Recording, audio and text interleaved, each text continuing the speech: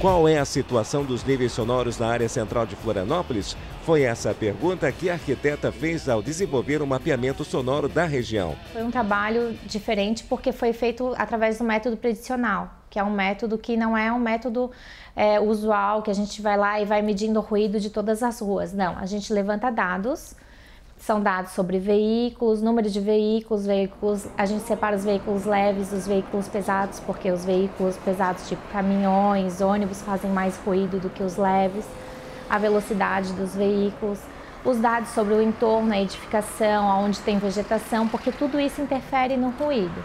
Daí a gente faz esse levantamento bem complexo e alimenta um software, que esse software ele faz um cálculo. E esse cálculo ele dá um resultado que são manchas em cores. Então são parte das cores mais frias para as cores mais quentes. As cores mais quentes são os níveis sonoros mais elevados. E esse resultado mostra efetivamente como é que estão os níveis de ruído nessa região. Hoje em dia a gente tem o Estatuto da Cidade que pede um estudo de impacto ambiental para vários tipos de atividades. Por exemplo, aqui a gente teve o estudo de impacto ambiental quando foi instalado o shopping, nos shopping centers. Nesse estudo poderia ser feito também um estudo do impacto do ruído, porque a gente está aumentando o tráfego, está aumentando a intensidade de veículos, a quantidade de veículos naquele local e a gente não pensa no ruído.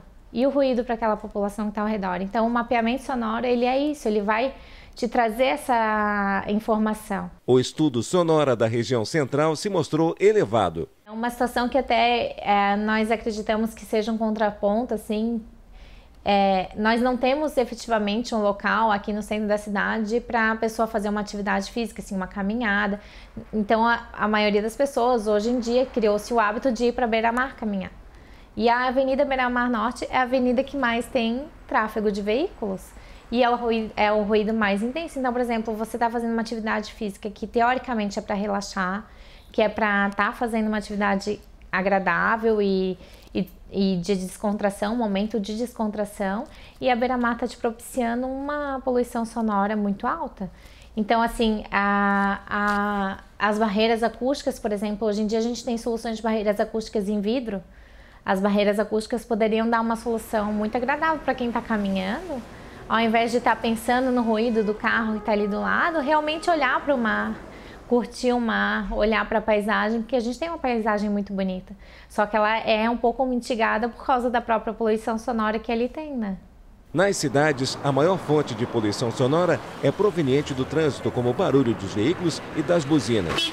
Mas a gente vê, através de pesquisas mesmo, que a população está muito mais consciente com relação ao ruído e preocupada. A gente tem também, nosso trabalho é em cima disso, e a gente vê que as pessoas são preocupadas com a questão do ruído, assim, efetivamente.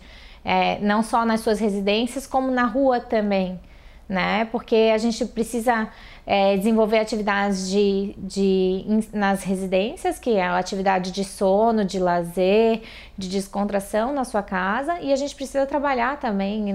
No trabalho a gente precisa de concentração, precisa de muitas atividades que precisam ter um nível de ruído mais baixo. Então, a conscientização da população está mudando com relação ao ruído.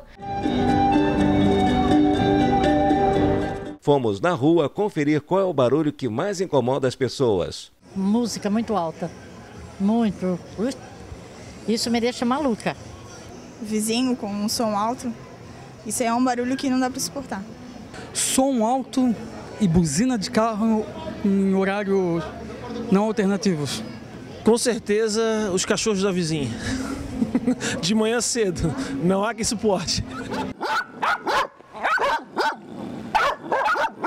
O efeito do barulho no organismo é o efeito de um estresse crônico. O organismo ele está exposto a um nível de estímulo sonoro, agressivo, e por essa razão o corpo vai responder a essa ameaça, liberando uma série de neurotransmissores e hormônios que vão preparar o organismo para lidar com esse estresse crônico. O problema é que o estresse continuado vai depauperar as reservas que o organismo tem para lidar com essa ameaça. você pode ter diversas complicações, como alterações cardiovasculares, doenças cardíacas, você pode ter doenças imunológicas, doenças musculoesqueléticas, e na parte psíquica você pode desenvolver a própria síndrome do estresse crônico, fadiga, cansaço, piora da qualidade do sono e até mesmo causar depressão. O ruído ou intenso ou prolongado, ou as duas coisas juntas, vão afetar uma célula que nós temos dentro do ouvido interno, responsável por captar os sons, enfim, a nossa audição. Então o ruído vai acometer diretamente essa estrutura, que é uma estrutura nobre, muito parecido com a estrutura que leva o som, que é o neurônio, depois para o córtex cerebral entender. É uma célula muito especializada, muito sensível, e a gente vai tendo a lesão dela, né, com a morte celular, inclusive dependendo do grau de exposição. O silêncio é extremamente importante. A gente é programado para ter uma linha ali interna, e qualquer ruído é tido como uma distração, ou uma ameaça, ou no mínimo algo que vai captar a nossa atenção. Você vai direcionar a sua atividade psíquica na direção do ruído. Se você está dormindo, o mínimo ruído vai tender a superficializar seu sono. Se você está estudando ou você está se concentrando, aquele ruído também vai tender a tirar a sua concentração e levar naquela direção. E é um desperdício de energia psíquica.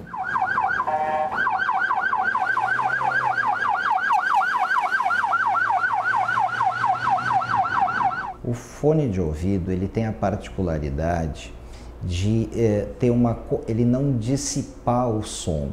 Existe uma concentração daquela intensidade muito próxima ao nosso tímpano, consequentemente ao nosso ouvido, nosso aparelho auditivo, e ele pode, numa intensidade menor do que outros sons, mas por essa concentração absoluta, nos levar a perdas ou zumbidos, etc.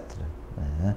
Claro, isso também varia muito com a predisposição pessoal. Tem pessoas que vão ter uma facilidade maior, ou seja, precisam de menos som, menos tempo expostas para terem essa perda auditiva. A principal medida que a pessoa pode ter para combater o estresse causado pelo ruído é ela não causar o ruído, né? Ela não ligar a televisão à noite para dormir, ela tomar cuidado com a exposição sonora. Até para uma festa, alguma balada, algumas pessoas utilizam tampões auditivos que são muitas vezes discretos e vai ter uma qualidade melhor da noite. No ambiente de trabalho, ter uma capacidade de interagir com os colegas e com os chefes, apontando: olha, essa máquina aqui está muito ruidosa, ou os aparelhos auditivos que nós estamos utilizando para proteger, os aparelhos de proteção não estão sendo adequados. É importante falar, porque a qualidade, se você melhora a qualidade do seu ambiente, troca uma máquina que estava emitindo um ruído muito alto para uma máquina de um ruído mais baixo, vai fazer uma diferença para o ambiente inteiro. Outra dica para manter uma audição saudável é escutar o som no nível do tom da própria voz. Ou seja, esse seria um nível ideal, o nível que eu estou falando, em torno de, estar em torno de 40, 45 decibéis. Nesse nível que o nosso aparelho de som fique, seria um nível não prejudicial. Acima de 65 decibéis, a gente já começa a ter esse processo da degeneração do nosso ouvido interno, dessa célula super especializada e que não é reposta, ela não se reproduz, o que é perdido não retorna, e muitas vezes talvez a pessoa fique precocemente prejudicada com esses aparatos domésticos e que parecem inocentes, mas que muitas vezes são abusados, né, na intensidade e no tempo. No próximo bloco, vamos conhecer algumas alternativas para o combate da poluição sonora.